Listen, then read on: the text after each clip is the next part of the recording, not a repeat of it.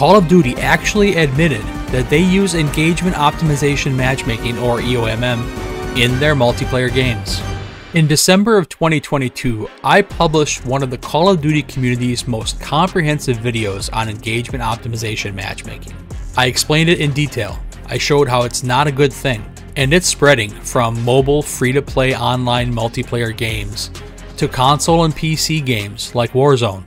On April 4th, 2024, Call of Duty published the first white paper in a series about how their matchmaking works in games like Modern Warfare 3. This white paper is all about ping, or the connection you have to the Call of Duty servers when you play their games. The first thing they tell us in this white paper is that their goal is to get players to play longer and quit less, which is called, you guessed it, engagement. And they want to optimize that engagement with their matchmaking system. But then they tell us that player engagement is not a factor in their matchmaking system. They say that the factors they use in order of importance are connection, time to match, playlist diversity, recent maps or modes, skill or performance, input device, platform, and voice chat. I think we all know what connection means. That's where the phrase ping is king comes from. If you have a better connection to the server, you're going to have a better overall experience in the game. Time to match is pretty self-explanatory as well. That means how long it takes them to find a match for you to play in. Playlist diversity just means the number of different playlists that are available for you to choose. Recent maps or modes basically means what have you chosen to play recently. Skill or performance is probably the one that most Call of Duty players are most concerned with other than ping, because this is how Call of Duty decides to match us up with each other based on how good we are at the game.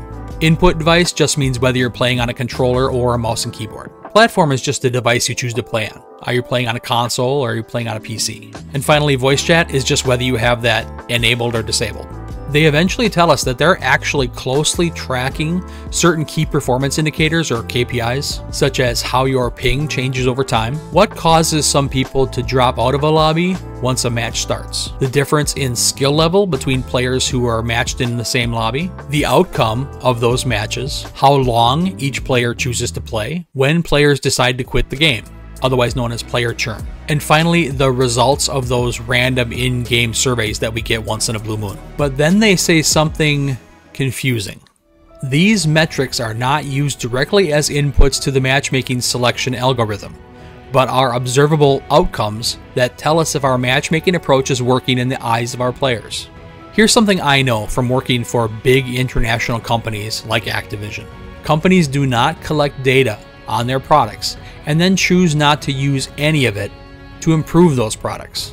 You are free to believe whatever you want, but I think they make changes to their matchmaking algorithm based on the data they collect on you and me, with the goal of getting us to play more often and for longer periods of time, so we have more opportunities to spend money in the Call of Duty store. Watch this video where I break it down in detail and explain why it's not a good thing for free-to-play online multiplayer games like Call of Duty Warzone.